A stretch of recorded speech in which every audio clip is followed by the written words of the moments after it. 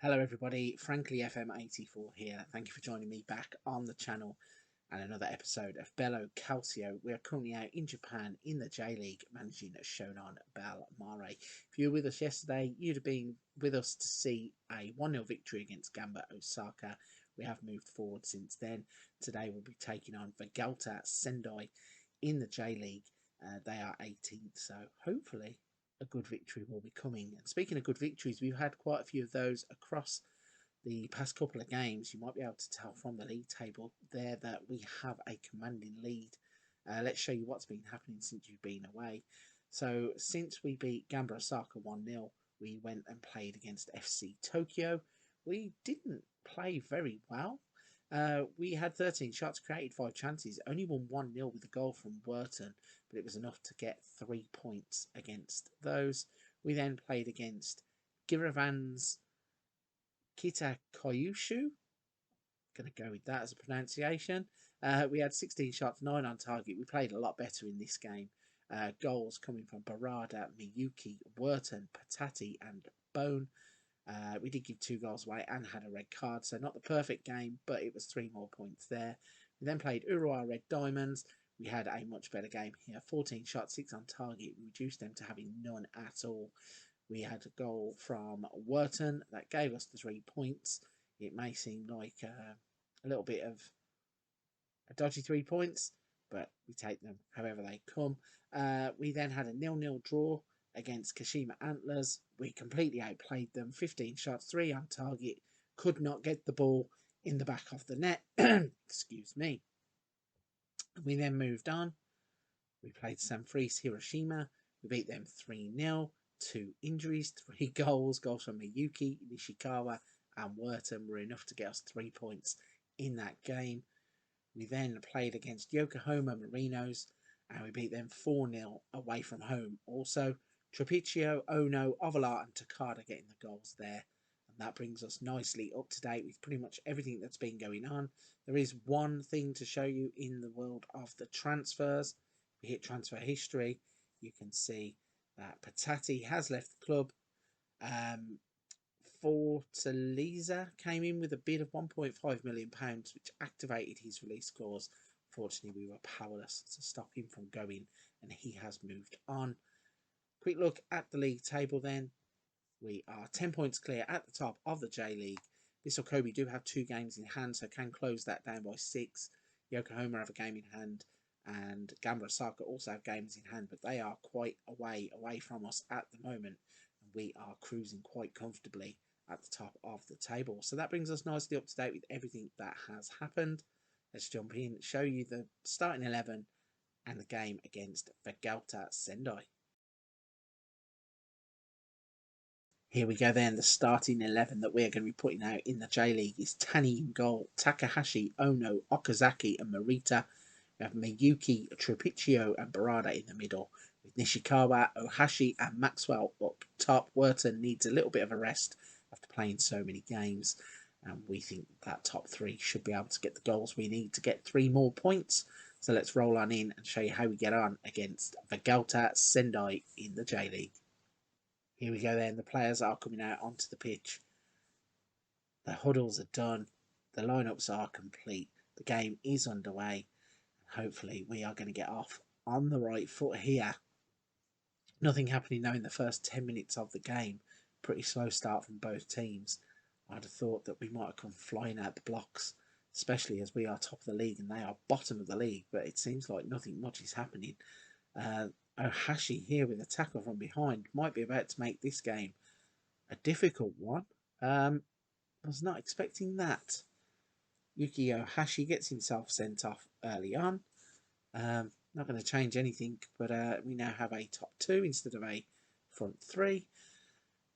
It'll be disappointing there. Do not know what to make of this at all, because Vegalta Sendai weren't really in the game until that point, and Ohashi has gone and got himself sent off when he has got a chance. So first 45 minutes, apart from that red card, looks pretty uneventful. There is a chance though coming as the goalkeeper lumps it forwards. Takahashi's on a booking as well, so hopefully he doesn't go and do anything stupid as well. Naruse plays it to Nishimura. They're knocking it around quite nicely here. For a team that are bottom of the league, we are giving them a lot of space in the middle of the park. I know we're minus one man, but that one man is up top. It was not in the middle or in the defence. And they are getting the ball onto the edge of our box. They play it into the box, and they've hit the top of the woodwork, and it's gone out for a goal kick. So a little bit lucky there not to go in 1-0 down. Don't really know what to say to the players or to everybody watching, other than this is either going to go one of two ways. We're either going to hold out and maybe catch these on the break somewhere, or we're going to succumb to the pressure that's probably coming and we are going to lose. Barada tries to change that, though. He has a free kick that he's tipped around the post by the goalkeeper, and we're going to get a corner and another chance here. Barada swings it in near post. Oh no, with a header, and he's put it in to the crowd. Interesting then. We are having chances despite having a man short, but it is Vegalta Sendai that have had the ball in the box again. It's cleared by the defenders. They are going to knock it around here. If we could steal this ball this high up the pitch, I think it'd give us a real chance of getting in on goal. But no, it's a ball over the top. Oh, the defenders have lost it. And Yuya Takazawa has scored. And after 58 minutes, we are losing to Vegalta Sendai. What a way to come back, and what a team to be losing to. I'm a little bit lost for words. Hey, just when your day couldn't get any worse, we've lost a player, lost a goal. Luckily, we can't lose the lead in the table, but it sure means that Vissel Kobe can be right close to us if they win their games in hand. Marita's going to have a throw in. I'll tell you what, Marita's a player who I thought would do a lot better. We've had some big offers for him. He got quite unsettled at one point. We've convinced him to stay by giving him a new contract, I think. And it's one of them where he's not been playing too good. I don't know if his head had been turned or whatnot. Maybe he's getting back to some kind of form, but he hasn't certainly looked like the kind of player that these teams are bidding for. And we have a chance here as Maxwell's hit the inside of the post. It's just typical. When you're after a goal, you just aren't going to get one, are you? I think we should probably make some substitutions. I am quite worried that we have a few players on bookings and whatnot. I'm going to give Fujimura a chance in place of Nishikawa. I'm going to give... I don't want to change both forwards, do I? We want to put Tanaka on in place of Barada because he's out on his feet. Trapiccio could probably do with coming off too. Don't have a player for that position. Yeah, we're just going to leave those two substitutions. Just going to see what happens here. Marita to Barada to Okazaki. If we could get out of here now with the point, I'd actually be happy with that, considering we've played quite a lot of this game with just 10 men. We are building something, it seems, quite nicely here. As Nishikawa plays the ball to Trapiccio, to Barada, Nishikawa to Takahashi. Maxwell's in, Maxwell scores. The graphic ain't even coming up here because he's so far offside. We're going to go to VAR. This isn't going to stand. Surely it's not going to stand. It's a well-worked goal, don't get me wrong, but even I think he's offside. Goal disallowed, yeah. So when we see this, I think it's going to be by quite a margin. He's gone already there. He doesn't hold the run. In fact, it's a lot closer than I thought.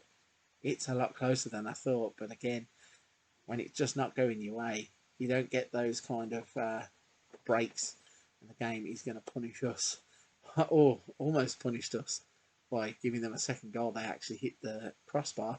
So we still have a chance here of getting a point if we can get our act together. I might go a little bit insane here. I'm going to go attacking for the last 5 minutes. We have nothing to lose. Game's probably already gone at this point. We've got another injury here to Marita. Not even going to bother changing him. I was hoping we might get an equaliser.